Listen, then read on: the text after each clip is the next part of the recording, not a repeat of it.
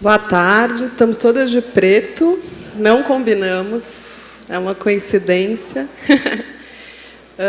Bom, prazer estar aqui, mediar essa mesa, um tema tão importante, que é a relação entre território, natureza e educação.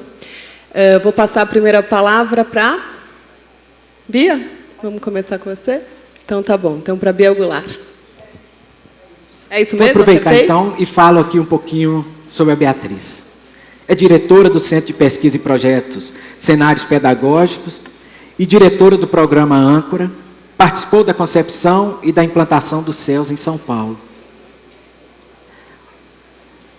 E algo mais que você queira, fique à vontade.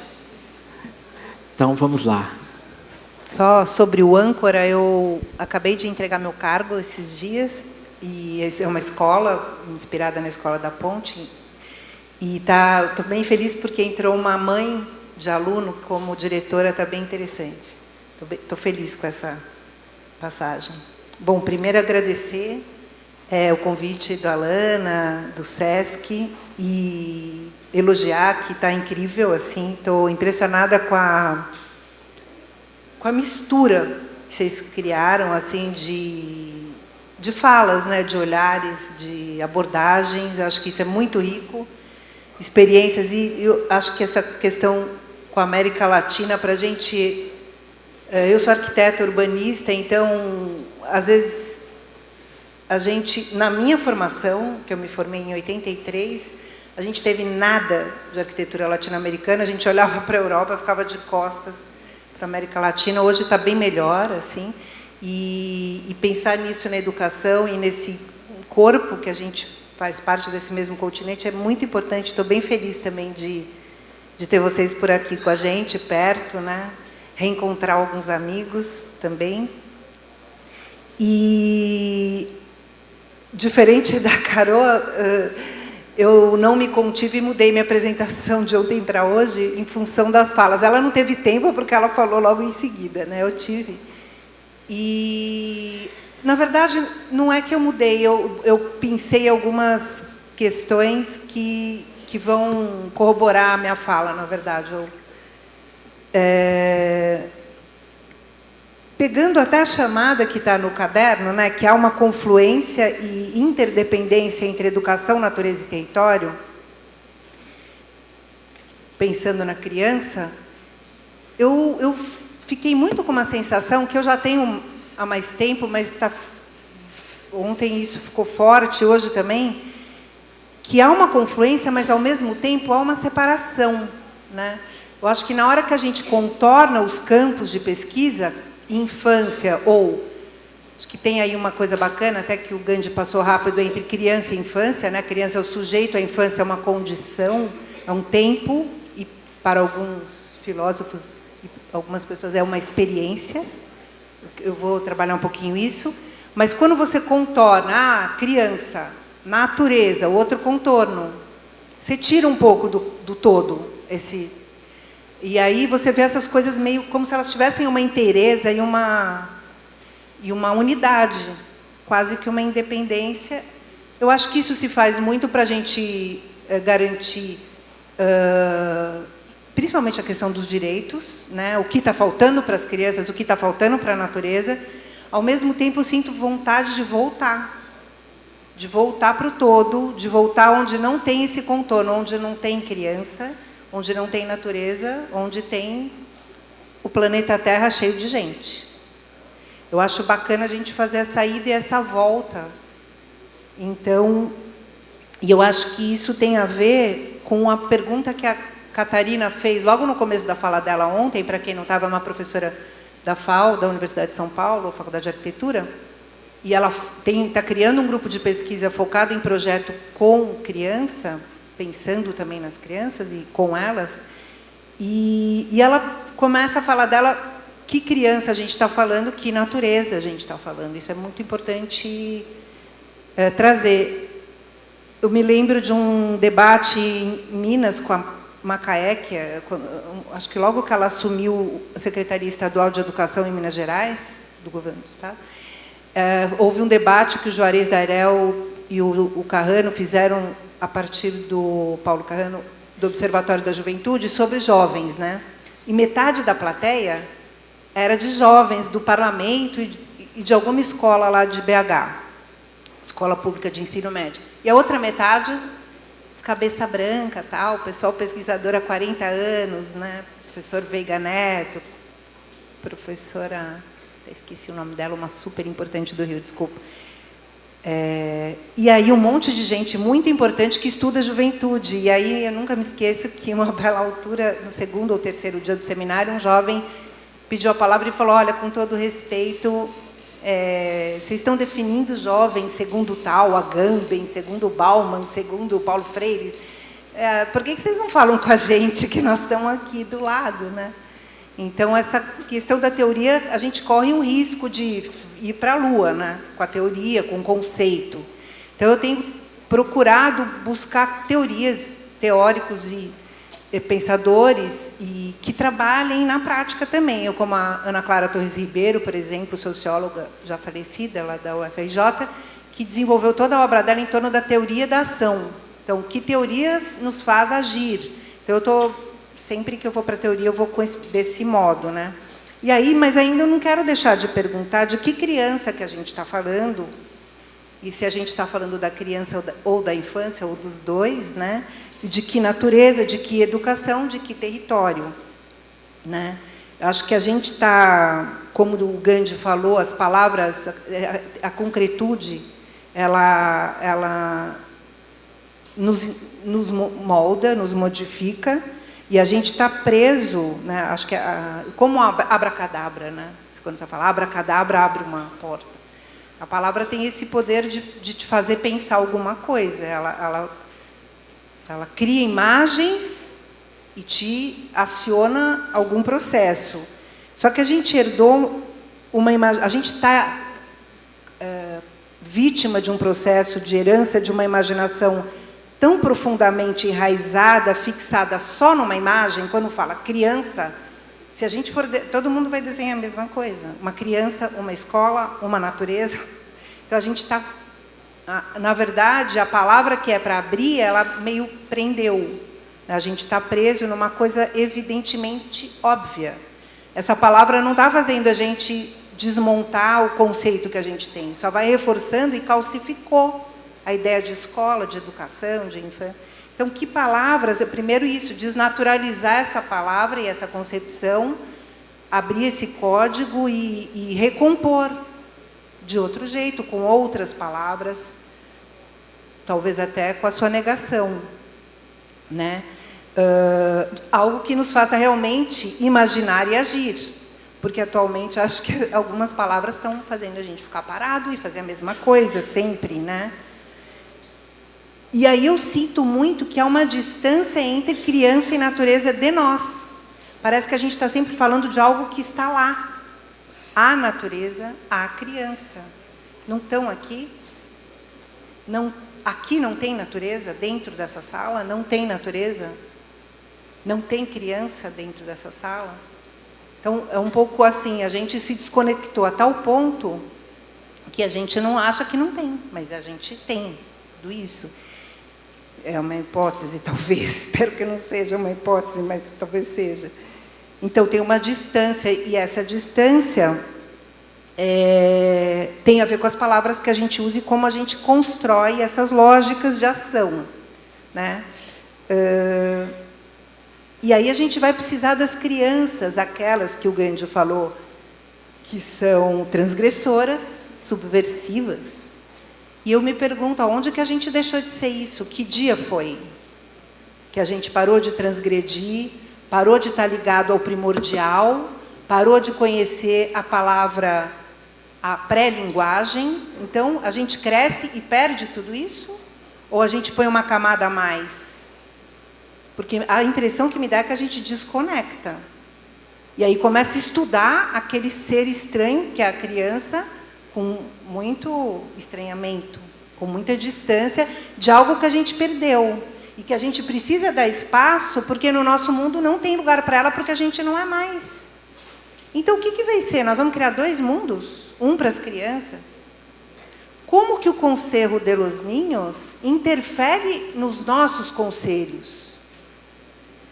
Porque, óbvio que tem que dar mais espaço para a criança e para a natureza, mas o que isso vai modificar nossas vidas, não só a da natureza e a da criança? Como é que isso, e o que as crianças dizem sobre nós também, e o que a gente está achando disso? Porque, ao mesmo tempo, a gente não vai mais ficar mandando, espero, e dizendo o que é para fazer, mas também não é só para observar. Então, que horas a gente vai sentar de verdade para conversar com elas? Porque parece que a gente está deixando agora elas conversarem entre si, ter alguma voz e mandar uns recados. Mas essa interação ainda a gente não faz. A gente media, mas a gente não está inteiro. A gente está com algum papel, ou de educador, ou de alguma coisa, pesquisador.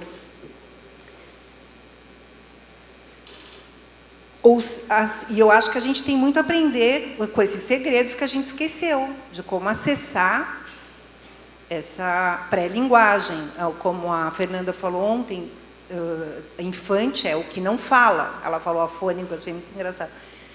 Pode ser também, mas é o sem fala. Então, tem uma pré-fala que a gente não domina mais, que é dessa linguagem mágica. Né? A gente deixa um pouco os artistas fazerem isso, talvez. Por que será? Porque não fomos reconhecidos como sujeitos dessa experiência de infância?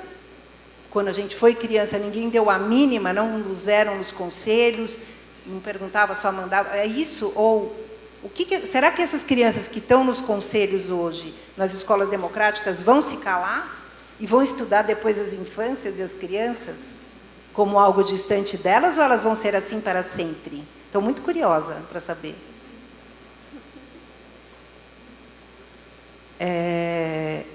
Eu gostaria de fazer... Eu dividi a minha fala, eu até esqueci o tempo, 20 minutos?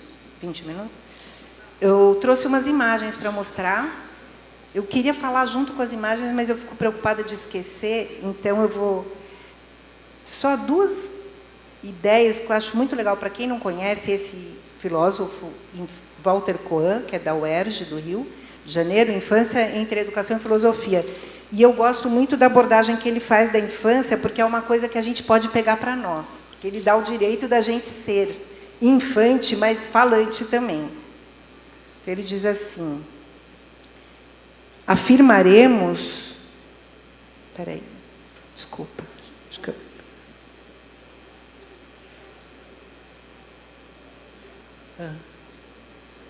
Depois? Não, eu vou ficar em pé daqui a pouquinho, eu mesmo. Consigo, eu acho que sim. Ele diz uma coisa bacana, que eu senti um alívio, assim, eu falei, oba, eu quero isso aqui. Afirmaremos uma outra imagem de infância. Não associaremos infância a crianças.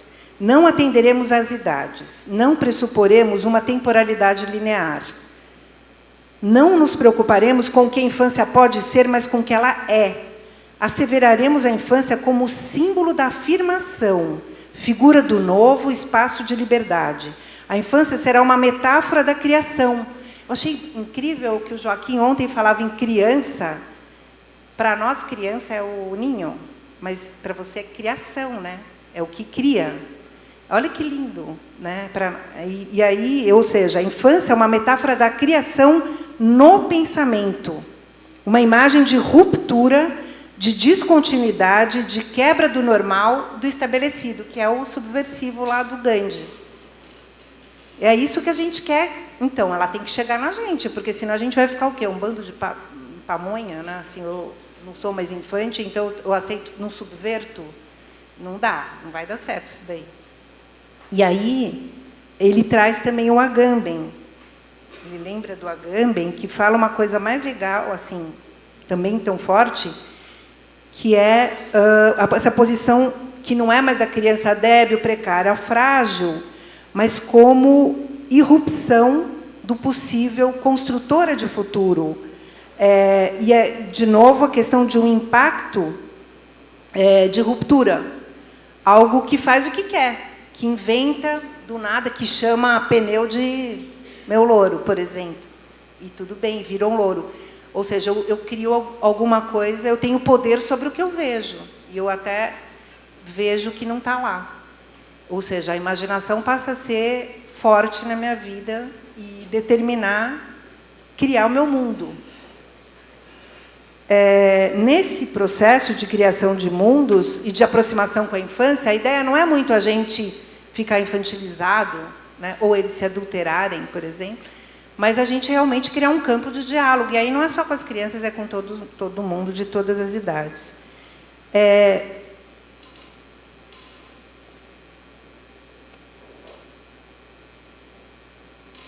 Com relação a essa questão do tempo, eu gostei ontem da pergunta da Irene, quando ela traz, e o direito ao tempo? Porque tudo bem, temos direito à natureza, mas que horas que eu vou lá? Não cabe, né? No feriado, na fila da praia, no congestionamento, que horas que eu vou lá na natureza, já que ela é tão lá, né, que eu tenho que ir lá na natureza? E que tempo é esse? Ou seja, não dá, e a gente, um tema que atravessa essa mesa é território, né, porque a gente vai ver intervenções em pátios escolares, e a Natasha vai trazer uma fala nesse respeito, de relação entre educação e território, que a gente está falando de um outro lugar também, que não é um lugar sem tempo, ou seja, é uma situação. Então, a gente não vai falar de espaço, ou o território ele é um produto de relações, e ele precisa de tempo para existir. Então, o espaço e o tempo não podem mais aparecer como uma palavra separada, é hífen. Espaço e tempo é uma condição de uma inteireza. A gente fez um crime de separar, não tem espaço sem tempo, não tem tempo sem espaço. É uma unidade. E quando a gente separa, a gente faz essas coisas horríveis que nós, arquitetos, fazemos, espaços sem tempo. Tudo limpinho, lindo lá, numa imagem maravilhosa. E quando chove ou alguém grita, ai, não souberam usar o meu projeto. Então, a gente não dá conta de colocar o tempo no espaço e vice-versa. Então, não dá para pensar numa reorganização da relação criança-natureza ou numa melhoria de vida para todos nós, se a gente também não tiver uma gestão do tempo e do espaço simultânea. E uma outra questão é de quem são as pessoas e quais são as oportunidades. Ou seja, há uma ampliação, o que a gente está propondo, e nesse caso eu estou falando disso, numa militância até, é uma expansão da ideia de escola, uma expansão da ideia de território, uma expansão da ideia de infância e criança, uma expansão da ideia de educação e de natureza, que a gente, a ponto dessas coisas se mesclarem um pouco, ou seja, ter alguns momentos que a gente não sabe bem do que a gente está falando. Criança é natureza, natureza é infância, escola é território. Há um campo de mistura que é onde realmente a vida acontece. A gente separou porque a gente começou a escrever sobre isso e resolveu sistematizar. Não é separado. Agora, como é que eu escrevo sobre o simultâneo, sobre a simultaneidade? O que está em disputa é essa concepção de simultaneidade. Por que é separado? Para controlar, para vigiar e punir. Quem tem medo da mistura não quer um homossexual perto de você, não quer uma pessoa negra perto de você, não quer uma mulher que não quer ter filho perto de você, não quer nada que ameaça seu ideal de família, tradição e propriedade, quer uma sala de aula emparedada, quer um espaço sem tempo, que é um controle do corpo. E é muita gente que tem medo disso. Tanto que o mundo nosso está assim, o planeta inteiro está assim. Gente, você levanta, tem que fazer uma pesquisa para ver quais são as escolas que estão mudando, as inovadoras, as transformadoras, porque a maioria está seguindo uma regra de divisão, de cisão, de separação. E quando as crianças reinventam pequenos pátios, como o Joaquim mostrou e outros também, ou quando uma cidade inteira, como Rosário, faz uma política pública de inovação, de integração, como é que isso vai ter reflexo em todas as outras áreas? Isso também é uma pergunta importante. Ou seja, se vocês requalificaram um pequeno pátio, e lá dentro está acontecendo a mesma coisa? Continua tudo igual? A lousa, a carteira? A gente tem que pensar nesse impacto, nessa extravasão dessas ações.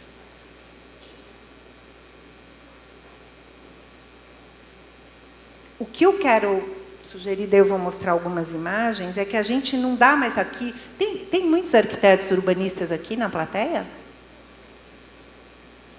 Poucos, né? Mas tudo bem, já é bastante. E nas mesas tem muitos, né?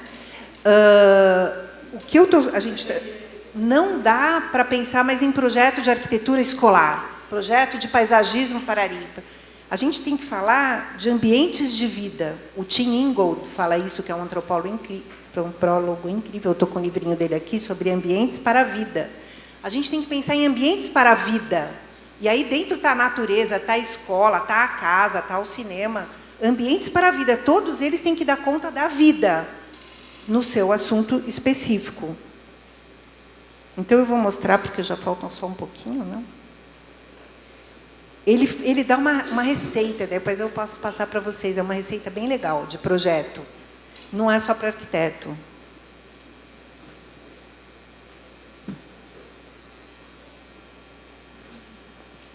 Na verdade, eu estou fazendo um movimento, eu já estou formada há 35 anos, e até hoje ainda estou desconstruindo tudo que eu aprendi. Não consegui ainda chegar lá. Ainda tem muita camada de coisas petrificadas, calcificadas, e que me atrapalham muito. Então, eu estou voltando para uma coisa que eu estou chamando de pré-arquitetura, que é o projeto como conversa. Não interessa tanto o resultado, o que vai ser isso, mas é como nós vamos conversar sobre ambientes para a vida. E quem vai participar dessa conversa? E como que a gente vai experimentar tipos de ambientes para a vida? Então, eu chamei projeto como conversa, e aí focado na ideia de território educativo escolar e urbano. Como é que eu penso junto com todo mundo, conversando, sendo que os especialistas estão com isso na mão, com essa chave na mão? Eu trouxe o exemplo de um projeto que eu desenvolvi há uns 3, 4 anos e que ainda vai ser construído, parece que vai, que é uma escola pública nessa vila de Serra Grande, que fica em Uruçuca, no sul da Bahia. Eu não quero mostrar que projeto que eu fiz, mas como é que a gente começou essa conversa? Como é que a gente conseguiu, muito difícil, desmontar todas as palavrinhas calcificadas? Quando você fala projeto de uma escola, muitos professores falavam onde está o ar-condicionado, aonde está a chave, aonde está a sala do 8º B, aonde... Então, todo mundo que vem para essa conversa já vem com uma pré-concepção de um espaço, não precisa de... É só pegar o mesmo negócio e pôr lá, igual como é, inclusive, hoje no Brasil todo e talvez no mundo. Ou então você contrata um arquiteto incrível que vai fazer um negócio super chique, maluco, colorido, beleza, mas no fundo tudo igual. Está lá a sala de aula, o corredor, o banheiro, o refeitório. Como é que a gente desmonta isso? Quem tem coragem? Que professor vai ter coragem de falar, você não vai ter mais sala de aula?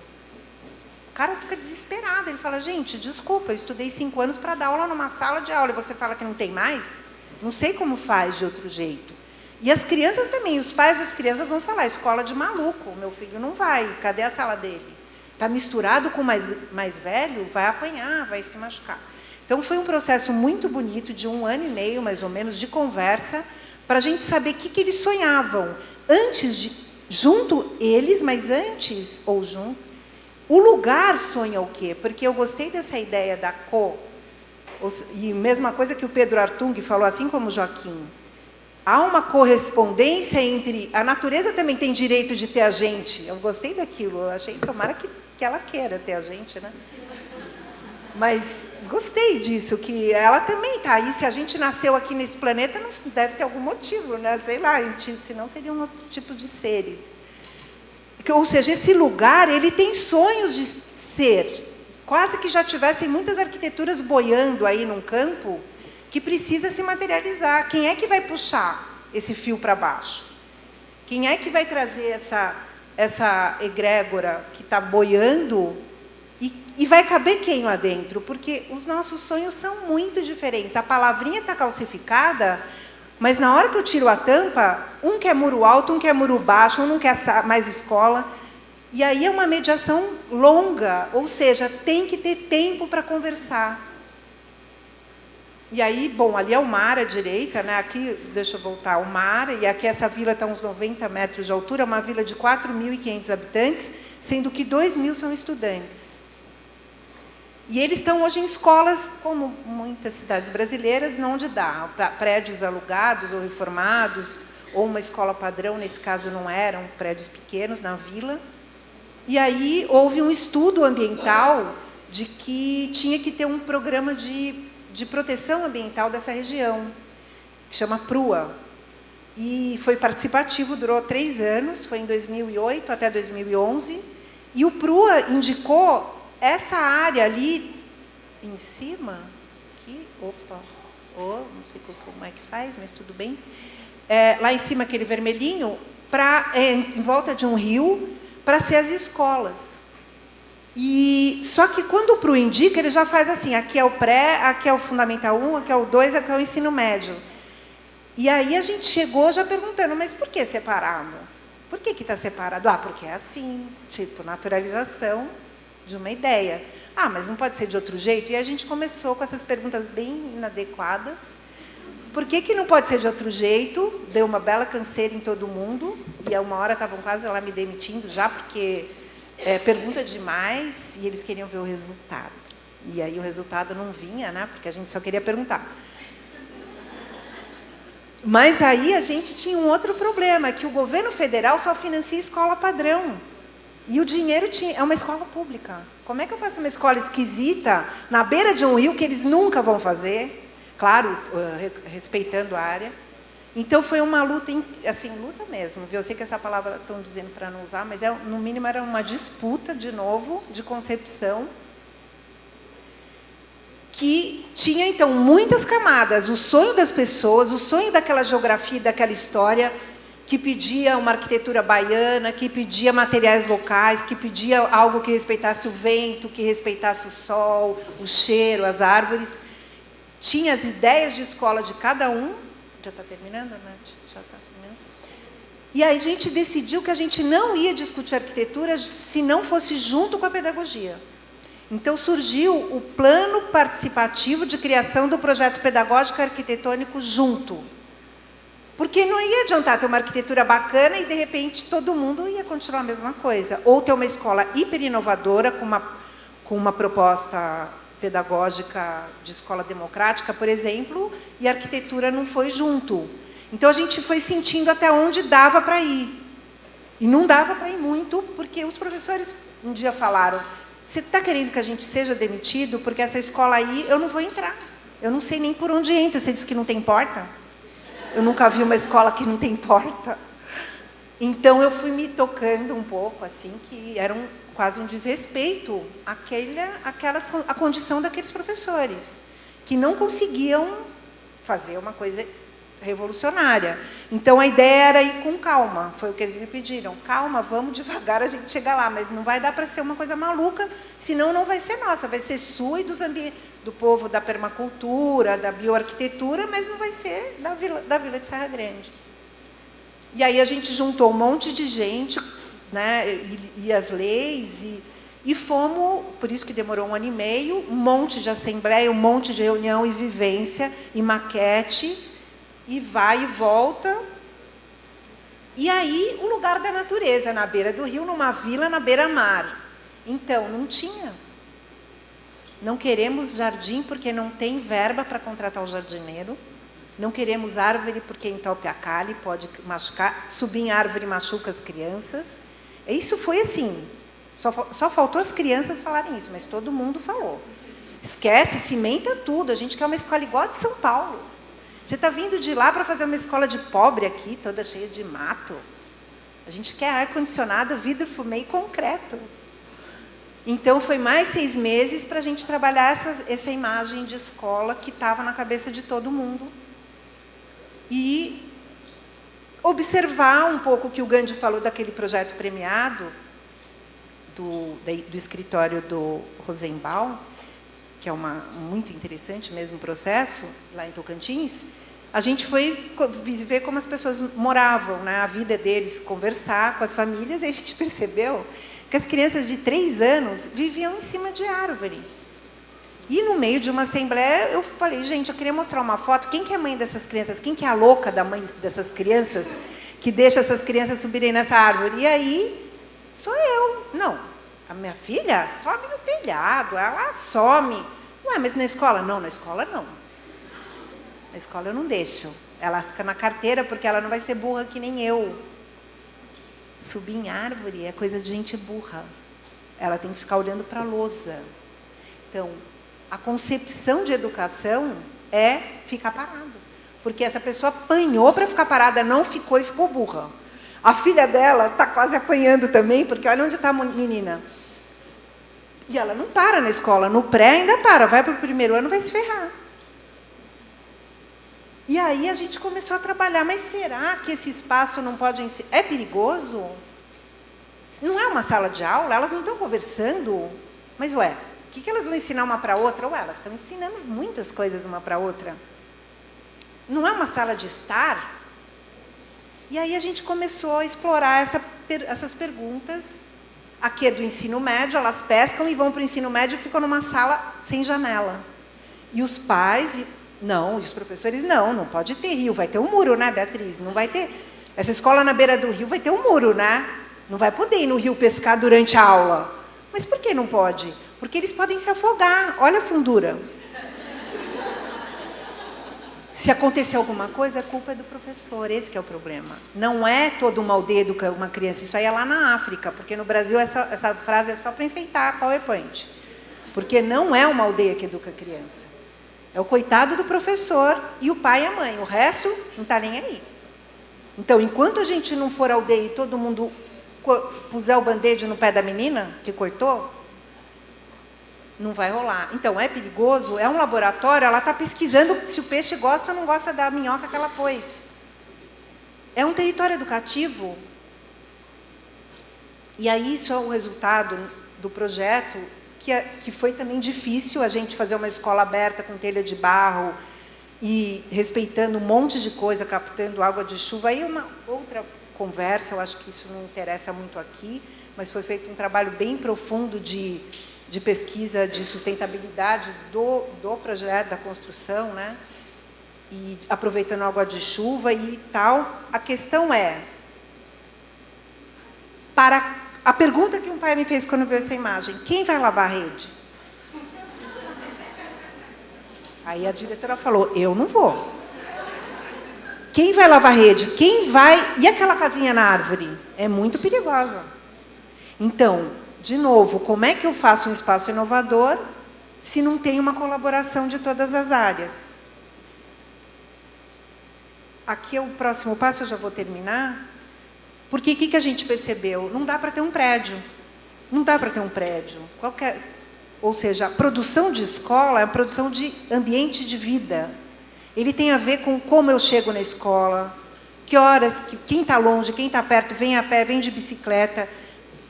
Primeira coisa, montar um conselho participativo comunitário para cuidar desse processo todo. No projeto foi, mas ele está desfeito agora, tem que retomar. Tem que estudar a forma e organização e os rituais da escola, porque se continuar tocando sinal, se continuar a aula de 50 minutos, é muito esquisito. Mas como é que eu mudo isso? Também não pode ser por decreto, tem que ser consensuado. E tem que ser necessário, desejado. O projeto pedagógico da escola tem que ver com o projeto pedagógico da vila. Ou seja, o que mais está acontecendo na vizinhança? Tem um projeto educativo rolando no território que precisa ser considerado e está em diálogo com a escola. Tem que requalificar também os outros lugares que são escola hoje, coitadas das escolas velhas. Elas também vão precisar essa luz desse grupo olhando e falar o que a gente faz com essa escola velha. Ou com a farmácia, ou seja, você começa a romper a fronteira público-privado, porque tudo é assunto, tudo é ambiente de vida, então tudo interessa para todo mundo. E aí você tem os caminhos, as trilhas, o bairro escola, a intervenção nos espaços com a própria comunidade, o acompanhamento de todo o processo, da obra, da licitação, tem que ser público. E o batismo. Ou seja, quando é que inaugura, antes de inaugurar, tem o preparo, faz a roupinha do batismo, né? Põe uns enfeites, um perfume. Como é que essa escola vai ser inaugurada se ela é filha de todos? É um outro ritual, diferente do prefeito com a mulher dele lá, dar o nome da sogra para a escola e pronto. É outro nome. Para terminar, eu vou só dar tempo de ler rapidinho, muito? Olha que interessante esse cara, gente. Ele é um antropólogo que estuda os bichos. E a partir do estudo, ele trata ser humano igual a bicho. Ele diz que é tudo a mesma coisa. Eu também acho. E ele fala assim, tem que ser coletivo. Permitamos-nos, então, pensar os processos de projeto de ambientes para a vida como uma conversa, envolvendo não só os seres humanos, mas também as coisas. Converse com as cadeiras, com as paredes, com as árvores. Tudo que está lá tem que participar. Os animais humanos e não humanos. Os rios, as árvores, as montanhas e a terra. É uma conversa que é um processo. Talvez não chegue a lugar nenhum. Tenha coragem de não chegar a lugar nenhum. Isso se chama experiência, que quer dizer andar pelo perigo. Experiência quer dizer andar pelo perigo. Comece, aí ele disse, então qual é a receita? Cláusulas, na verdade, é um tratado que ele faz, é um manifesto. Os ambientes são variáveis. Você pode começar projetando uma escola e decidir que não vai ter mais. É outra coisa. O desenho tem que ir acompanhando a conversa. E respeitar a imaginação de todo mundo que está participando, que tem que se expressar. Então, a linguagem, né? O impulso da vida tem que seguir avançando. Então, não pode ser um projeto que diga, é assim, está acabado. Porque amanhã não vai ser mais. E aí vai caber aonde esse novo? Tem que ser algo que vá mudando. E o último do terceiro é que tem uma tensão entre as esperanças e os sonhos, aí é aquela coisa do liso que o Gandhi falou, da lisura e da tensão, do atrito. Não é um espaço de paz e de harmonia, não é. Tem que ter lugar para o conflito, porque os sonhos e as esperanças não combinam. Cada um tem um sonho. E a realidade, então, é mais conflituosa ainda. Então, esse lugar precisa ter vazios.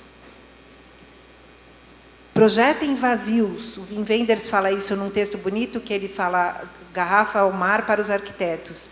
Parem de construir, né? Que é um pouco a ideia de demolir que vocês fizeram, né? De tirar o cimento. Projetem vazios, ou seja, deixe lacunas, deixe inacabada essa escola, ou esse ambiente para a vida, seja um hospital, por exemplo. Deixe esse vazio para que o movimento da vida possa ir ocupando de um outro jeito que não tem mais nada a ver com o projeto. Acho que é isso, gente. Obrigada.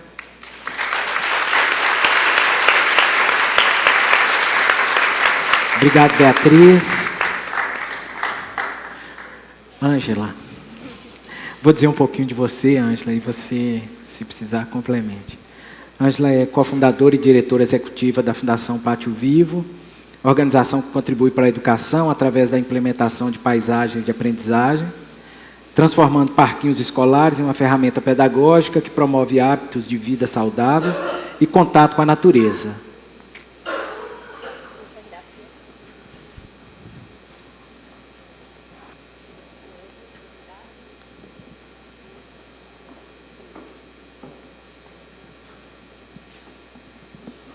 Buenas tardes. No hablo portugués, voy a hablar muy lento español. Si me acelero, por favor, frénenme. Es una alegría estar acá, de verdad. Brasil es como, por lo menos para mí, desde Chile, es un país que ilumina a Latinoamérica. De todas maneras, es como un referente de la alegría, creo, y siempre digo que está la sonrisa en la cara de los brasileros, en la cara de los futbolistas. Así que es una alegría estar acá hablando y compartiendo experiencias sobre el juego. Muchas gracias a Lana, Laís y Cesc también por acogernos. Voy a presentarles un poco el trabajo que hemos hecho. Llevamos 4 años trabajando junto a establecimientos educacionales, escuelas, jardines, liceos, transformando los patios en espacios y en paisajes de aprendizaje.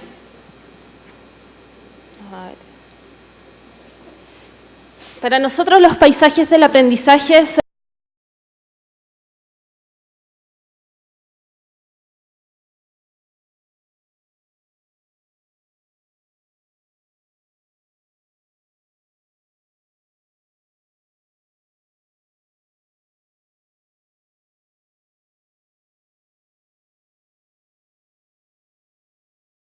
diferente y una cultura diferente. Son un mundo en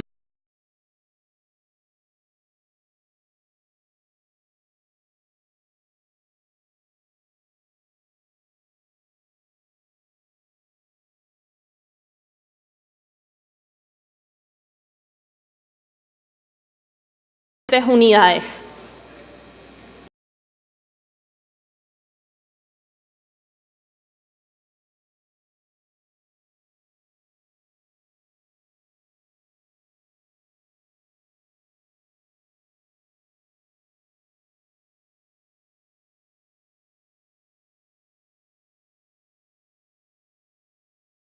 Muy grande a la naturaleza. La naturaleza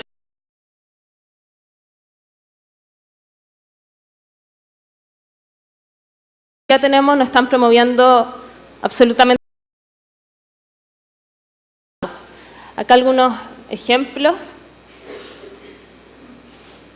Y cuando nos empezamos a meter y vemos qué está pasando allá adentro, es realmente preocupante. En nuestro caso, en Chile, sabemos que más de un 33% de los niños dice sentirse inseguro en el espacio del patio. Cuando uno se siente inseguro, quiere desaparecer. Y cuando vamos a observar recreo, es muy triste ver a niños que buscan lugares para desaparecer, para que los otros no los vean. También tenemos un problema importante de obesidad y sobrepeso infantil. Esto está creciendo en Chile. Los últimos años, 20 años, hemos duplicado la prevalencia hacia la obesidad. Y más del 25% de los niños tienen problemas de sobrepeso hoy día en Chile. Por otro lado, también tenemos, y lo mostró ayer Max, y es un problema generalizado que hemos visto, es las pocas áreas verdes o lugares de contacto con la naturaleza que tenemos a nivel de país. Nosotros tenemos en Chile solo 4.5 metros cuadrados de áreas verdes, pero que podamos estar en contacto con ellas. Y lo más grave de eso, también es, a mí me causa el llamarle área verde también. A veces en Chile las zonas que están entre las carreteras, que no hay posibilidad de acceso, se llaman áreas verdes, que creo que es tan distinto a lo que es un parque o a lo que es un jardín, donde realmente tenemos contacto con la naturaleza. Por otro lado, tenemos otro importante desafío en Chile, que son nuestros... En educación, los desempeños académicos, estamos muy por debajo de lo que deberíamos estar en relación al Producto Interno Bruto de Chile. Estamos en el punto amarillo, que está por debajo de la línea, deberíamos estar en la línea amarilla, según los ingresos económicos de nuestro país. Entonces, ¿qué hemos visto? Que estos desafíos que tienen que ver con la convivencia escolar, que tienen que ver con los hábitos de vida saludables, con los desempeños académicos, y con el acceso a áreas verdes podemos ayudar desde los patios escolares a mejorarlos. Ahí hay un espacio que hoy día se está desaprovechando, estamos desaprovechando oportunidades. Y es un espacio al que acuden más de 3,5 millones de chilenos todos los días. De ahí que nuestra propuesta sea convertir este espacio en un tercer profesor. Ese es un concepto de Malaguzzi, de un pedagogo italiano. No sé si me escuchan bien ahí. Se escuchan bien. Para que el espacio sea el que promueva la buena convivencia, hábitos de vida saludables y los aprendizajes a través de la experiencia. Las escuelas, por lo menos en Chile, están colapsadas, son lugares de mucho estrés, los profesores están muy sobrecargados, nuestras salas de clase son de 40 alumnos, 45 algunas veces con un profesor, no sé cómo es acá en Brasil.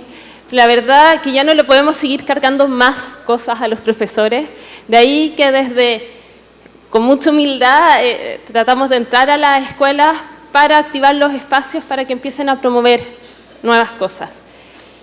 Acá hay unos diagramas, en el fondo comparando qué es un paisaje escolar con un paisaje de aprendizaje.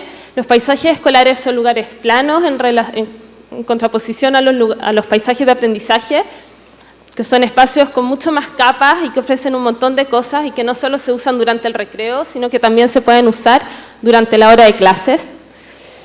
Por otro lado, los paisajes escolares de este espacio plano, el movimiento es caótico. En Chile, por lo menos, son niños que corren de un lado a otro y gritan. En contraposición a cuando activamos los espacios con diferentes estructuras y que el movimiento de los niños se empieza a organizar de acuerdo a sus diferentes intereses y diferentes personalidades también. Y creemos que esto convierte el espacio de un espacio de ser muy exclusivo. En Chile, generalmente los espacios planos de cemento juega un grupo de futbolistas y el resto mira, en contraposición a lo que pasa en un espacio que ofrece más oportunidades, que realmente se democratiza, porque todos empiezan a encontrar un lugar ahí. Creemos que el patio y el recreo es el lugar de los aprendizajes informales. Es ahí donde los niños deciden qué hacer y cómo hacerlo. No es el adulto, como ocurre adentro de la sala de clases, quien guía al actuar y tiene control. En el patio es maravilloso porque cada uno decide qué hacer.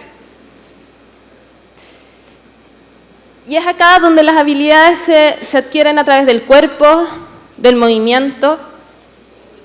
Creo que hemos hablado durante el seminario harto de esto. Pero es acá entonces donde la naturaleza adquiere un rol fundamental. Algunas imágenes. Es muy bonito porque acá los niños están aprendiendo de cuáles son sus límites, aprenden a decir que no, aprenden a cuidar a sus compañeros, aprenden a ser más resilientes, a superar la frustración.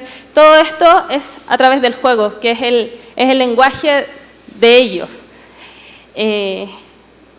Todos los proyectos siempre los hacemos tratando de entender los lenguajes. Finalmente, en la fundación hay educadores, arquitectos, paisajistas, tratamos de desarrollar lenguajes comunes, pero lejos lo más difícil es el lenguaje con los niños, que con los años y la adultez hemos ido como endureciendo. Quise poner esta imagen de Froebel. Froebel fue uno de los propulsores de los jardines infantiles. 1850 más o menos. Para él, de ahí que se llamen jardín infantil, los Kindergarten, en Prusia, en Alemania. Que es muy bonito porque él decía que los niños en contacto con la naturaleza aprendían a entender cuál era su lugar en el mundo y conocerse a ellos mismos. Que creo que es una de las cosas más importantes que uno puede aprender, o sea, si es que no es lo fundamental, es aprender a conocerse uno mismo y desde ahí saber a dónde se va a parar. Muy bonito ayer lo de Joaquín, que decía que como todos te tiraban de un lado a otro, pero finalmente que había sido ese contacto con la naturaleza en tu jardín, que te había guiado por dónde ir. Es interesante que los propulsores de los jardines infantiles, hoy día los jardines infantiles, al menos en Chile, si hay algo que no tienen, es jardín, hayan planteado esta idea, súper revolucionaria, creo, para 1840. Bueno, ¿cómo transformamos los espacios en este tercer profesor, en este paisaje de aprendizaje? Es siempre de acuerdo a los proyectos educativos de la escuela, eso es lo que a nosotros nos guía. En Chile están las escuelas públicas, pero aún así las particular subvencionadas y las privadas. Nosotros trabajamos con las públicas y particular subvencionadas y cada una de ellas tiene diferentes proyectos educativos. No es que exista un proyecto educativo como municipal o público o más global. Cada escuela tiene el propio. Entonces, ¿qué es lo que nosotros hacemos? Nos fijamos, de acuerdo al proyecto educativo, cuáles son los valores, cuáles son las habilidades que ese proyecto quiere que sus estudiantes desarrollen y lo traducimos a acciones, que acciones van a promover el desarrollo de esas habilidades. Y luego pensamos en los espacios y hacemos de ahí la operación especial, de donde nacen los diferentes elementos. Los elementos... Siempre nos interesan los elementos polifuncionales, o sea, que sean de formas geométricas más o menos simples, que vayan a ser usadas y puedan ser usadas de infinitas maneras. Con los niños, si es algo que hemos aprendido diseñando espacios con niños, es que es totalmente indeterminado el uso. Y es lo más bonito, uno nunca se puede imaginar cómo lo van a usar, porque siempre te presentan algo nuevo. Acá un ejemplo, por ejemplo, en esta escuela en Santiago, que le importaba en el proyecto educativo el desarrollo social de los niños, algo muy importante. Una escuela muy pobre, que acá lo que más les importa es que el niño logre terminar el año. El problema de los niños que abandonan la escuela en Chile es importante. Entonces acá los resultados académicos no corren, les importa que los niños logren hacer amigos, que sean felices en sus escuelas. Y de ahí un poco el nacimiento de estas topografías que hicimos, que son bien difíciles de subir, que tienen que hacer ejercicio para poder montarlas. Pero lo bonito es que se ayudan, y lo pensamos así, que se tengan que ayudar unos a otros para poder subir. De esa manera el espacio está promoviendo acciones. Bueno, las etapas del proyecto, como les contaba, una de las cosas más importantes para nosotros es el diagnóstico. Es escuchar y observar mucho. Con los niños, una de las partes que más nos entrega información es la observación de los recreos. También hacemos procesos de participación con los estudiantes y los profesores. Luego viene la etapa de diseño, siempre sabiendo que todo lo que pongamos en una escuela tiene una intención pedagógica. Los niños son muy sensibles a todo. Tenemos que tener mucho cuidado con eso, porque estamos siempre entregando una idea detrás de cada material, detrás de cada acción que hacemos. Viene la construcción, que nos hacemos cargo nosotros también. Hay ciertas islas de participación, pero generalmente la obra gruesa la hacemos con los maestros. Y luego viene una activación pedagógica, donde trabajamos con los profesores. Esto es súper interesante, de cómo pueden usar este espacio desde una mirada pedagógica, porque como hablábamos en las universidades, por lo menos en Chile no se enseña el patio como un lugar de aula abierta. Entonces también entregamos herramientas para eso. Y luego viene la etapa de seguimiento. Aquí una imagen del diagnóstico y la participación. Este es el diagnóstico con profesores. Lo hacemos todo desde el cuerpo. Creo que una de las cosas que me gusta mucho de Brasil es que realmente siento que hay una conciencia corporal muy importante. En Chile somos totalmente cognitivos, la cabeza, y en las escuelas, bueno, me imagino que acá también es la cabeza la que manda. Sin embargo, el lenguaje de los niños es el cuerpo.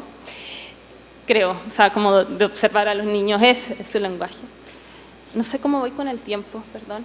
¿Tengo tiempo aún? Sí. Entonces les voy a mostrar diferentes casos ahora.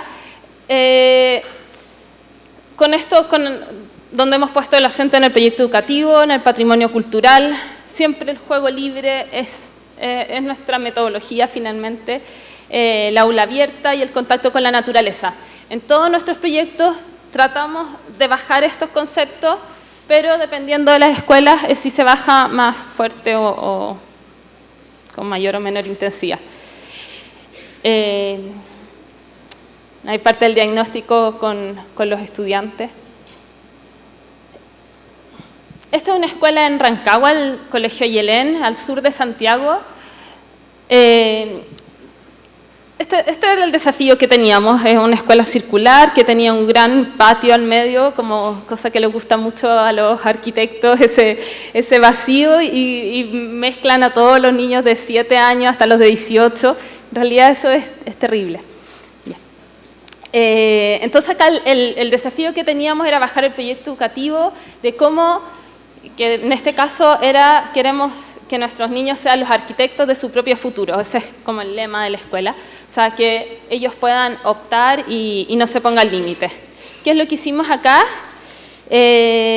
Convertimos este lugar en lo que nos guió a nosotros fue jugar en el campo. Esto está muy cerca de la periferia. Probablemente todos los papás de estos estudiantes crecieron en el campo y hoy día ya viven en la ciudad, y los abuelos fueron campesinos.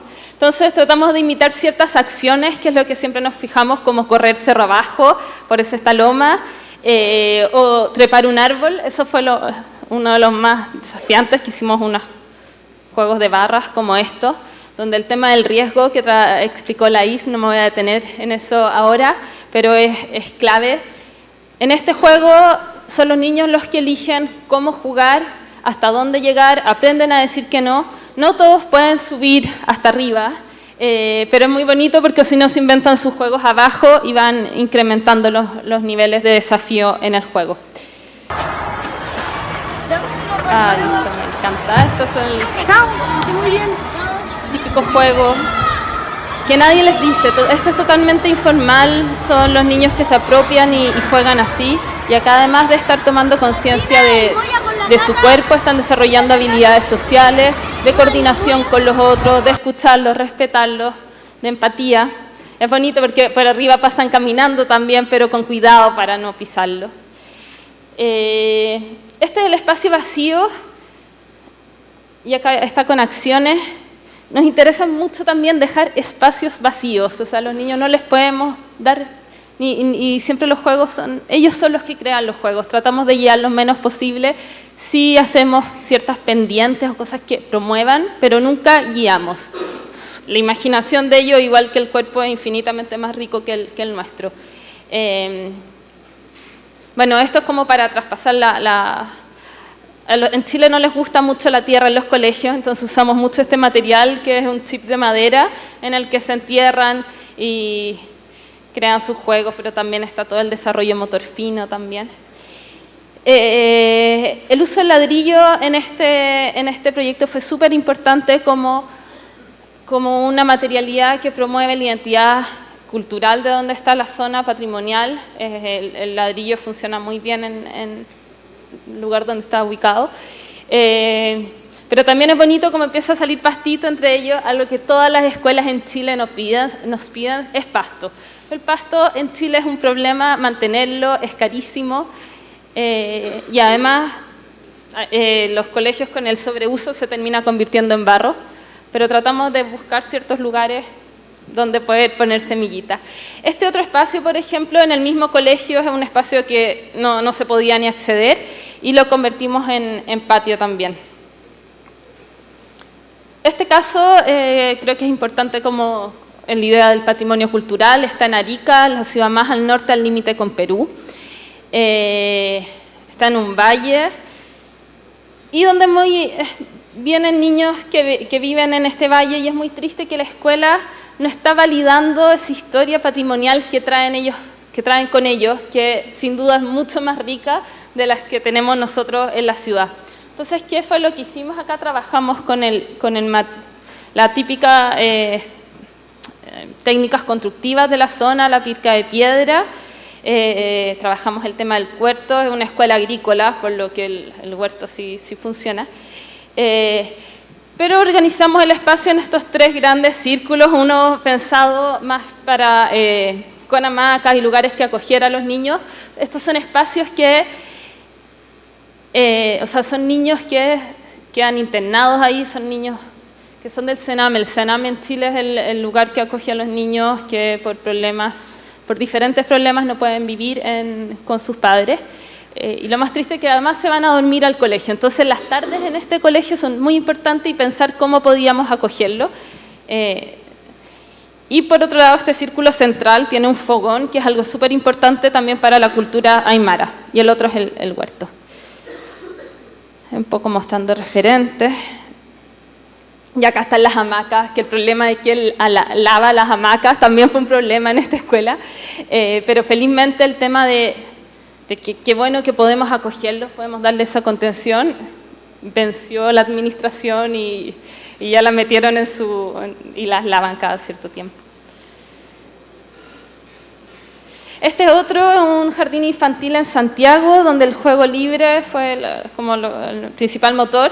La imagen es bien triste, no podían salir a jugar porque se embarraban, pero sin embargo hay una escalera que trepaba por el árbol, lo que al tiro nos dio un indicador de, ok, en este colegio el riesgo beneficioso es algo posible.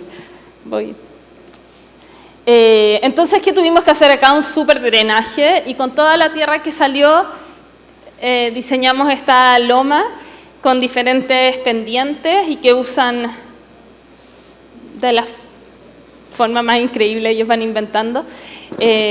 Por un lado es una aula abierta, por otro lado la escalan y por el otro lado principalmente corren. Acá hay varias ideas de aulas abiertas que siempre se pueden ocupar de diferentes maneras, por ejemplo esta, pero que también la usan como lugar de juego. Creo que pedirle a un profesor que salga a hacer una clase afuera sin tener un lugar habilitado para eso es ser demasiado poco empático. O sea, realmente es difícil salir con un grupo de 45 alumnos si siempre tienes todo controlado dentro de la sala, si es que no tienen las condiciones para ello. O esto es otro muy bonito, este colegio es súper académico, no quisieron nada, entonces dijimos, ok, saquemos las sillas, pero pongamos muchos árboles. Esto era solo cemento antes.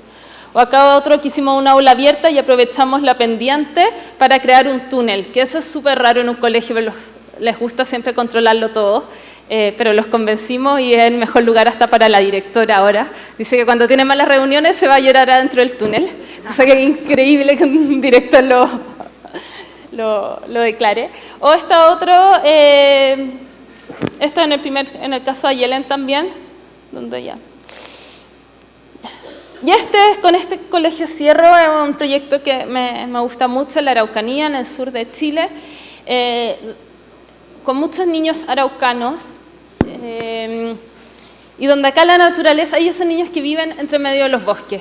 Y llegabas al colegio y como el mensaje que te da el colegio es como, no, acá el bosque no, cemento y salas de clase. Y cuando hicimos la participación con los niños salió mucho que necesitaban más naturaleza. Recuerdo uno que decía que a él le daba frío la escuela, hizo este gesto porque no tenía árboles. Entonces acá tratamos de traer el bosque, fue muy bonito, pero tuvimos una discusión grande. Nosotros siempre tratamos de poner árboles grandes, porque a través como los niños juegan con los árboles cuando no tienen mucho acceso a ellos. En la zona central de Chile, en Santiago, los rompen. Un árbol así en Santiago no resistiría una semana, pero acá en la Araucanía los niños nos desafiaban a nosotros a poner más árboles, pero más chicos, a que menos y más grandes. La verdad que es increíble que todos brotaron y están súper bien. Acá una imagen del recreo. Impacto social, nosotros estamos hoy día postulando fondos para hacerlo, observamos y tenemos pequeñas evaluaciones sobre lo que pasa, pero la verdad que no hemos hecho una evaluación de impacto, todavía nos faltan algunos proyectos. Pero sí otras organizaciones alrededor del mundo lo han hecho y han comprobado que desarrollando proyectos en los patios escolares efectivamente mejora el comportamiento adentro de la sala de clase porque los recreos son mejores. Los niños que aprenden afuera también obtienen mejores resultados en las pruebas académicas. Eso es cuando hay todo un programa de atrás que está trabajando junto a los profesores para hacer clases afuera. O también se mueven más, y eso es lógico en un niño, tienen más movimiento físico cuando tienen estructuras que les promuevan el movimiento. Y para terminar voy a cerrar con esta frase de la Gabriela Mistral, nuestra poeta más importante en Chile, gran educadora, que habla de la casa escolar. Ella dice que la casa escolar debiera ser un espacio de lo propio, lo querido y lo tierno, lugares que acojan la mitología que cada niño trae y que dé lugar a sus sueños. Esto es claramente lo que nos inspira en cada proyecto que hacemos. Muchas gracias.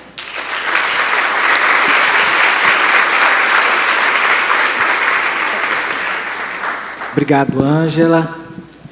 E para mediar essa conversa, eu vou convidar a Natasha Costa, que é diretora-geral da Associação Cidade Escola Aprendiz, integrante da comunidade ativadora do programa Escolas Transformadoras do Brasil. Lembro a vocês que as perguntas devem ser encaminhadas, as pessoas na lateral, e elas chegaram à mesa, encaminhadas por escrito. Pronto. Eu vou fazer uma mediação diferente, porque a Laís me pediu para trazer algumas reflexões que vão construir as minhas perguntas para vocês. Então, até tem uma apresentação. Eu acho que tem uma coisa importante quando a gente pensa que a Bia... Eu e a Bia, a gente trabalha juntas há muitos anos, há mais de 10 já, eu acho, né? É marmelada aqui. Então, é bom porque ela vai trazendo coisas que vão facilitando a conversa.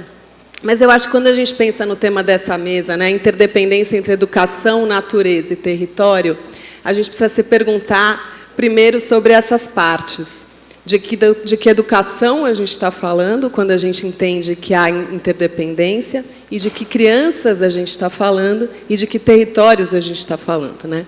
Então, a interdependência, o entendimento de que há interdependência, ela está dizendo de um conceito de educação, de território e de infâncias. E aí eu acho que é importante, quando a gente pensa na educação, que a gente compreenda um pouco o percurso do Brasil, que é um pouco diferente do percurso do Chile. O direito à educação é um direito muito tardio, é uma garantia muito tardia no Brasil. A gente, de fato, obrigada. A gente, de fato, garante o direito à educação universal para o ensino fundamental em 1988, com a Constituição Cidadã. O Chile, se não me engano, faz isso no começo do século XX. O Brasil faz isso muito tardiamente. E, para dar conta dessa tarefa aí constitucional, a gente universaliza numa velocidade, me parece até única no mundo, e coloca dentro do sistema perto de 50 milhões de estudantes, em 20 anos, mais ou menos. 2 milhões de professores. Então, é um sistema que ele se cria, que nem é um sistema, mas vamos falar de sistema só para simplificar, que ele se cria a partir de uma lógica muito massificada. Quando a Bia fala que o MEC, e isso foi uma discussão quando a gente começa a fazer a discussão de educação integral, a discussão mais contemporânea, porque a educação integral é uma discussão que tem 100 anos no Brasil. Mas quando a gente faz a discussão mais contemporânea, a gente se depara com essa questão. O MEC tinha uma planta, ou 2 plantas, né? Pensem, um país como o Brasil, que é um país continental, um país marcado pelas diversidades e por desigualdades muito profundas de todas as naturezas, tem uma ou duas plantas de escola para todo o país. Ou seja, quando a gente chegava em Uruçuca, por exemplo, era uma escola de cimento armado, certo? De janelinhas pequenininhas, quente, porque, afinal de contas, sai tudo da mesma prancheta em Brasília. E a discussão é uma discussão muito dura, porque é uma discussão que está falando de concepção. Quer dizer, a gente desatrelou o conceito de acesso da reflexão sobre qualidade, sobre o que é qualidade. A gente se preocupou em garantir o acesso e acho que é muito importante que a gente tenha muito cuidado na hora de discutir a questão da educação, inclusive na confluência com a natureza, para a gente não desqualificar o que é essa conquista brasileira, que é de garantir, sim, o acesso não de todos, porque ainda temos 2,8 milhões fora, de 4 a 17 anos, mas de uma imensa maioria das nossas, pelo menos das nossas crianças e adolescentes, à escola. Essa é uma conquista que a gente não pode abrir mão, mas a gente precisa discutir que escola e que educação é essa que a gente quer. E acho que é isso que, de alguma maneira, a reflexão sobre a natureza faz com que a gente faça um caminho quase que contrário, que é de desnaturalização.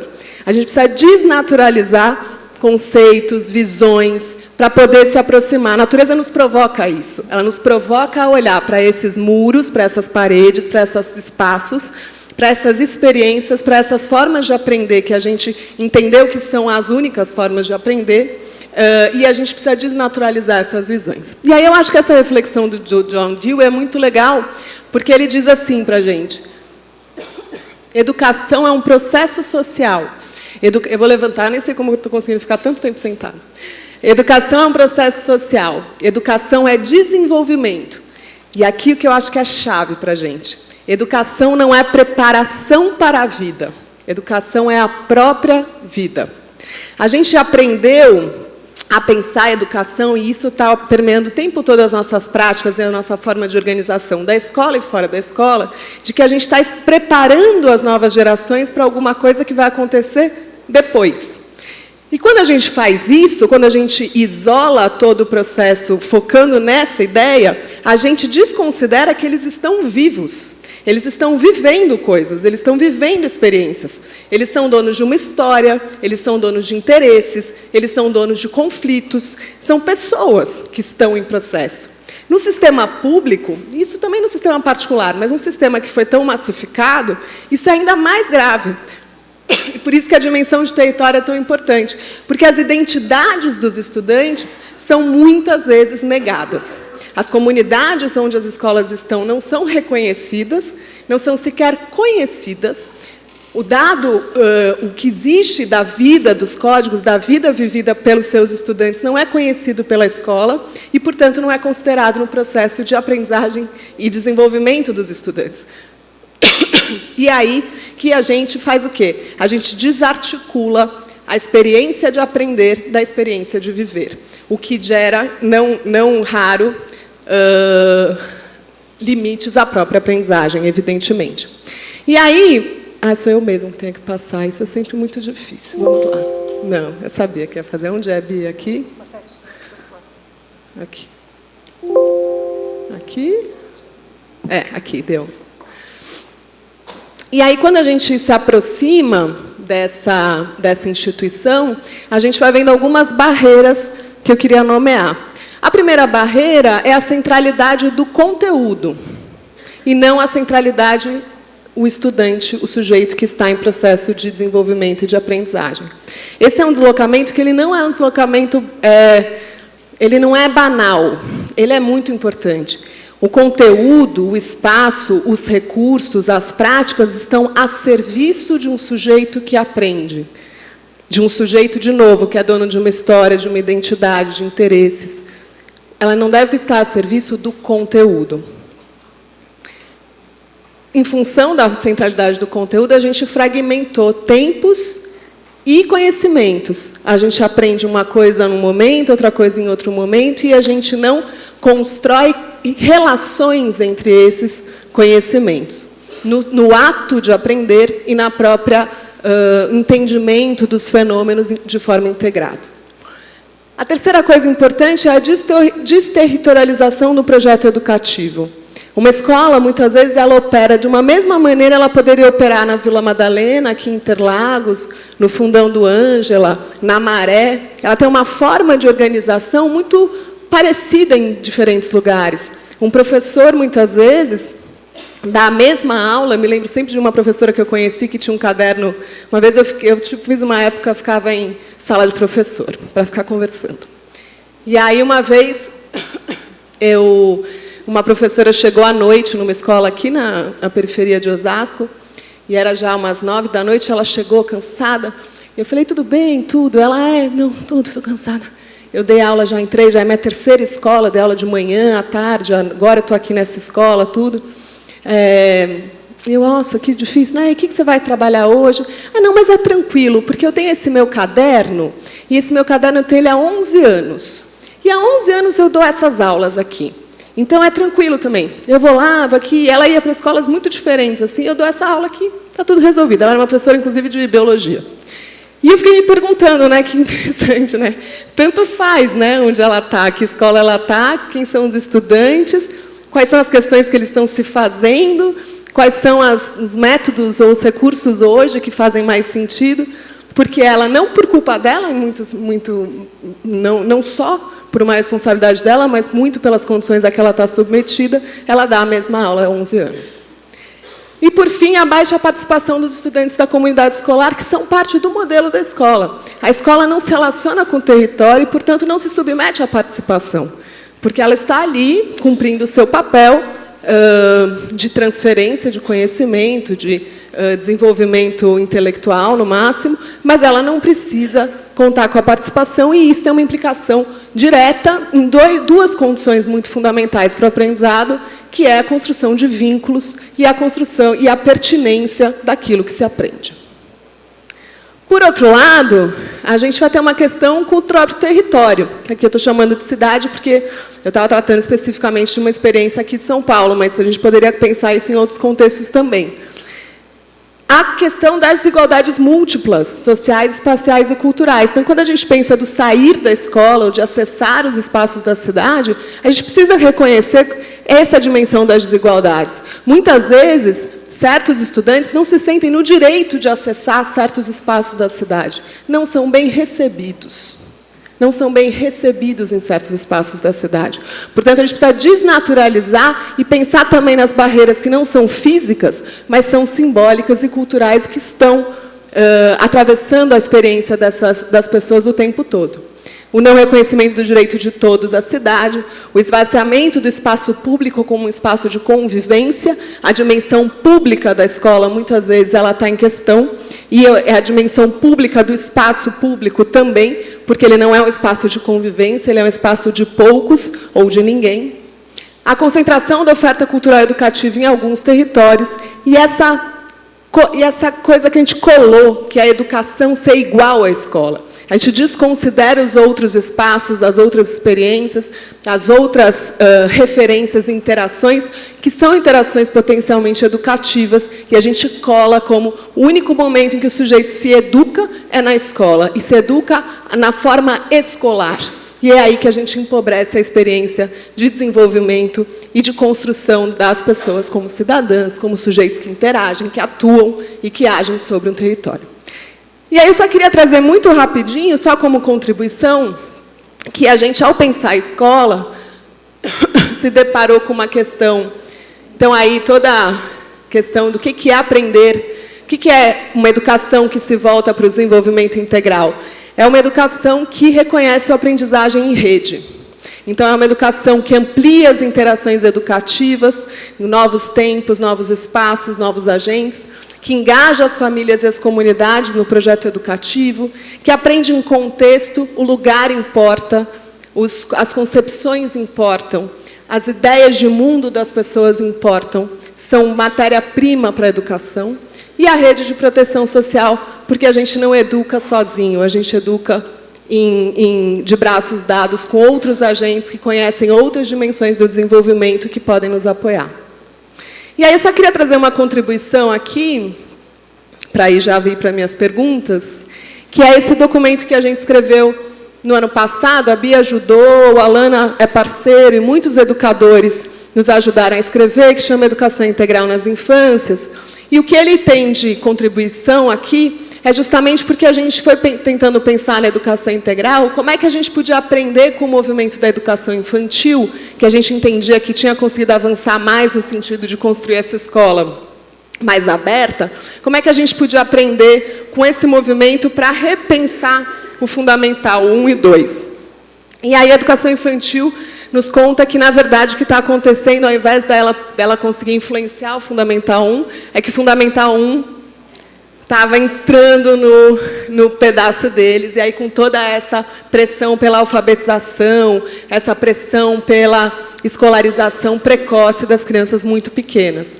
E aí a gente começa uma rodada de reflexões com vários educadores brasileiros para pensar, bom, como é que a gente ajuda nisso? E aí a gente chega a essa conclusão, esses educadores chegam a essa conclusão, que não se tratava de pensar só a transição da educação infantil para o Fundamental 1, que em geral é muito traumática, não sei se vocês concordam, mas essa chegada na escolona, ela é dura para as crianças, né, e para os adultos, e para os pais. Eu posso falar por experiência própria, ela é sofrida. Mas a gente pensar todo esse percurso de formação dessa etapa do desenvolvimento humano, que é a infância. E pensar a infância não como uma infância, mas como infâncias. Então, aqui eu vou trazer muito rápido só 3 trechinhos que eu acho que são legais. Primeiro, o Graciliano Ramos tem um pedaço que eu acho que fala muito sobre essa escola que a gente quer recriar, e eu queria trazer para vocês. Ele diz assim: a notícia veio de sopetão, e iam me meter-me na escola. Já me haviam falado nisso, em horas de zanga, mas nunca me convenceram de que me realizassem a ameaça. A escola, segundo informações dignas de crédito, era um lugar para onde se enviavam as crianças rebeldes. Eu me comportava direito, encolhido e morno, deslizava como sombra. As minhas brincadeiras eram silenciosas, e nem me afoitava incomodar as pessoas grandes com perguntas. Então, aqui a gente vai vendo o entendimento de que imagem de escola é essa e qual é o lugar da experiência da infância neste lugar de aprendizado. É isso que ele nos provoca.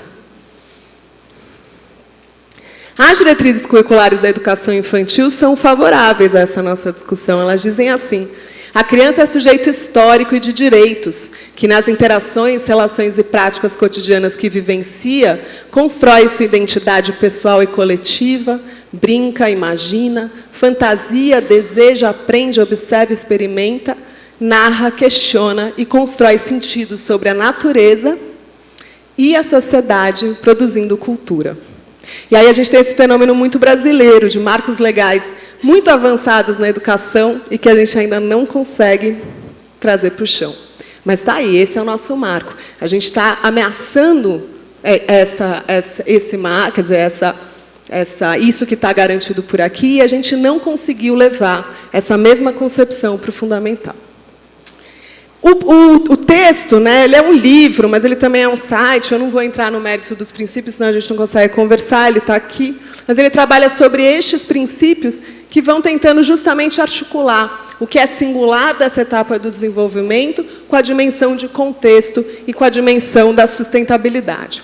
E aí eu só queria terminar com essa conversa com uma criança, com o Lucas, que é do Caderno de Campo do Levin, um pesquisador que ajudou a escrever esse livro. O Lucas diz assim: você podia dar aula aqui, pesquisador. Acha? Aula de quê? De ir embora.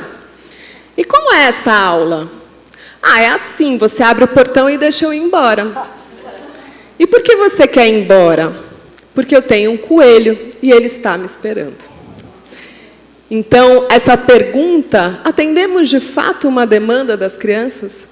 A nossa escola, ou o nosso projeto educativo, que deveria incluir escola, fora da escola, a casa, o espaço público, conversa parte do que as crianças estão contando para a gente?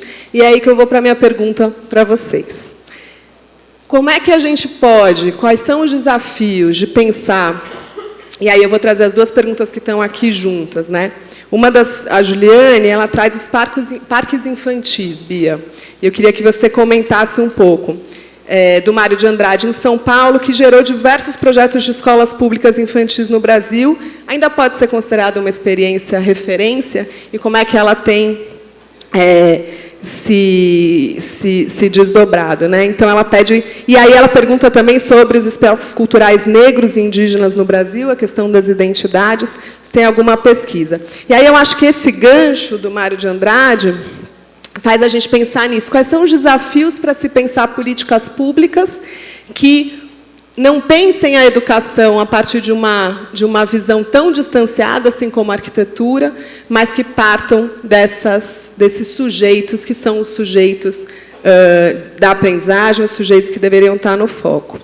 E a segunda pergunta que tem aqui, para juntar com essa, é como é que a gente desempareda a mente dos adultos, sem os quais a gente não pode promover mudanças. Então, existem experiências positivas que se conseguiu romper as resistências, e aí, como política pública, infelizmente, ainda é feita por adultos, eu penso que, só por adultos, eu penso que essas duas perguntas têm uma relação. Como enfrentar as resistências e como ter políticas que sustentem essa visão de educação, infância e natureza que a gente está discutindo aqui. Vocês há 2 dias, eu só há 1, infelizmente.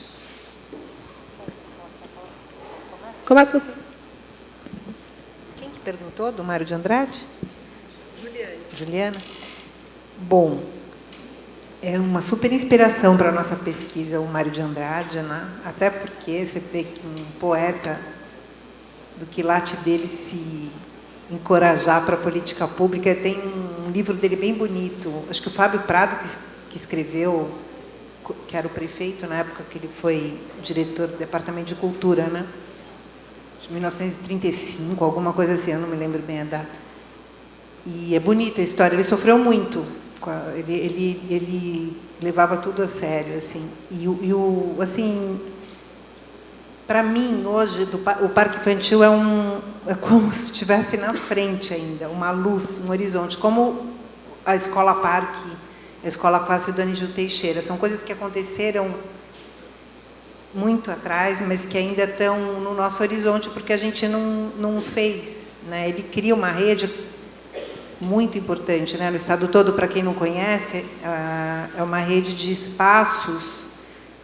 Um dos motivos que ele criou é para misturar o filho de operário com o filho do patrão, no contraturno, né? E não era bem infantil, assim, foi chamado parques infantis, né? Um conceito que está se trabalhando hoje de 0 a 12, porque tinha criança grande também. Então, não era um jardim da infância. Se você vê as fotos dele com as crianças e tal, quem pesquisador já deve ter visto, tem criança de 10 anos. E o bacana é que era assim, Vila Lobos, os contos das nossas lendas originais, A ideia era ensinar o Brasil. É uma coisa que agora que está voltando, né, para as escolas, e olhe lá, né, alguns professores e diretoras malucos assim que vão contra o sistema. Algumas redes estão bancando isso, eu acho, mas ainda tem resistência, né, Então, assim, eu acho que o parque ele deu muitos frutos, assim, ele tem sido muito estudado na arquitetura, inclusive, tem bons mestrados e doutorados porque é um modelo de escola que foi feito aqui no Brasil, que é bem interessante também, porque a área livre é 80%. É pouquíssima construção. E ele fala com muito desprezo da área construída. Ele diz, não, criança tem que brincar, e a gente tem que brincar, porque ele sempre falava que ele também era criança. E tem piscina, e as coisas legais, né, que todas as famílias dos ricos tinham acesso, ele colocou para todo mundo, gratuitamente. Tem coisas incríveis, assim, ele é estudado de várias formas. Até por acaso eu tenho uma irmã mais velha, que é pedagoga, e o doutorado dela foi sobre o Mário de Andrade, mas não só sobre os parques infantis, chama alguma coisa como direito à preguiça, ou pré-escola e cultura, eu não lembro bem o nome, mas é alguma coisa assim. E eu acho que a gente, assim como a Anísia eu falei, porque são experiências que foram muito inovadoras e não continuaram. Não teve, as políticas foram interrompidas, é uma pena, mas nos inspira, a mim particularmente. Tem um livro, acho que do Marcos César Freitas, que é um pesquisador da história da educação, e ele transcreve umas falas do Mário sobre cidade. Ele diz assim, que quando as cidades, o Mário de Andrade, forem feitas a partir do que a gente vê nas crianças, elas vão ser boas para todo mundo. E ele falou isso muito antes do Tonucci. Gente, por sinal, a gente cita muita gente de fora, né? Tem muito brasileiro falando. Eu não sou contra a gente falar coisas do mundo inteiro. Eu acho importante, o planeta é redondo e vamos nessa. Mas tem muito brasileiro que falou coisas incríveis, a gente conhece pouco, né? Essa coisa da cidade educadora é trabalhada há muito tempo no Brasil, desde a Escola Nova. Muito antes de existir a Associação Internacional de Cidades Educadoras. Mas não tem problema, isso é bobagem. Acho que já falei? Qual que é a outra pergunta, Nádia? Você quer que eu refaça? Qual é como eu acho que essa pergunta que vem aqui é boa. Como é que existem experiências positivas que vieram a vencer a resistência dos adultos? Como desemparedar a mente dos adultos? Sim, desemparedar? Abrir a mente dos adultos para essas ideias. E qual a relação com políticas públicas? Eles têm essa dificuldade lá, será? Sim.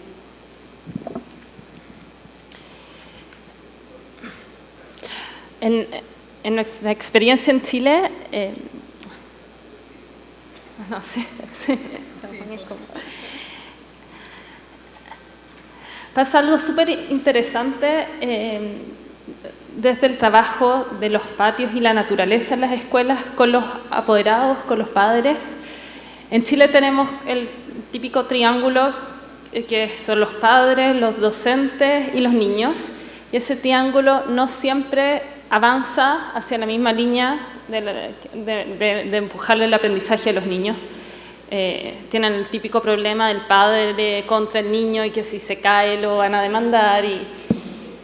Pero en nuestra experiencia, y que creo que es de las cosas como buenas de la naturaleza, que logra unir. Cuando los padres llegan, nosotros trabajamos casi siempre en los veranos, llegan en marzo a clase y ven los patios con árboles, con plantas, se dan cuenta que el colegio está cambiando y está realizando acciones en la línea de una cosa positiva para todos. Entonces, que se vuelve acogedora para todos. Ayer Max también lo dijo, la experiencia que tiene mi parque. Pasa mucho en estos patios que los papás se empiezan a quedar en las escuelas después de cuando van a buscar a los niños y se empieza a generar este triángulo de conversación entre el profesor, el papá y el niño de una manera informal. Está el otro extremo de cuando no se conquistan los padres o padres que están con ciertas rabias o incomodidades con la escuela, que todo también les parece un poco mal y que si el niño se cae van a ir a la superintendencia. La superintendencia es un organismo gubernamental con mucho poder, entonces están como siempre amenazando. Y en ese caso tratamos de organizar conversaciones con ellos, trabajar en base al riesgo, y siempre es muy bonito que cuando hacemos que los padres vuelvan a su infancia, aparece el tema del juego y el valor de este. Y en ese contexto creo que tanto la naturaleza como el juego son como una materia que une tanto a profesores con padres y nos permite avanzar. Llevando eso a las políticas públicas, a ver, en nuestra experiencia el tema de las políticas públicas yo les tengo mucho respeto. Nosotros somos muy jóvenes, tenemos 4 años haciendo proyectos solamente, pero siempre es como, bueno, ¿por qué no lo convierten en una política pública? Y creo que nos falta tiempo porque nos falta investigación sobre esto que nosotros suponemos que es bueno, que hemos visto buenos resultados, pero no por eso significa que va a ser bueno para todo nuestro país. Lamentablemente, estamos llenos en Chile de políticas públicas que han fracasado en educación y que creo que más que un bien se vuelven algo, porque estoy seguro que alguien con muy buena voluntad y que vio un buen caso dijo esto va a funcionar para todos y bueno, y resulta que termina entorpeciendo y generando más trabajo en las escuelas. Entonces, creo que hay que ir paso a paso. Hemos trabajado con el gobierno, el Consejo de Infancia, hemos levantado información sobre casos internacionales que ya tienen esto en sus políticas públicas y tratando de meterlos como en los diferentes, porque de todas maneras es algo intersectorial, interministerial, que hay que hablarlo con los diferentes ministerios. Pero creo que hay que ir con calma. El caso de los huertos escolares, que Chile lo ha impulsado como programa gubernamental, lamentablemente me toca ver en las escuelas como el huerto se vuelve algo que es más un problema. Es un mes que es como de felicidad y después no hay capacidad para mantener el huerto y es justo lo contrario, le estamos mostrando a los niños el abandono de un espacio. Es muy difícil incluir esos programas. Entonces creo que hay que tener cuidado y evaluar muy bien cuando realmente se trata de uma mejora para generar uma política. Obrigada a vocês. Eu queria só dizer que eu li esse livro inteirinho hoje de manhã. Eu queria dar parabéns para vocês, vale a pena.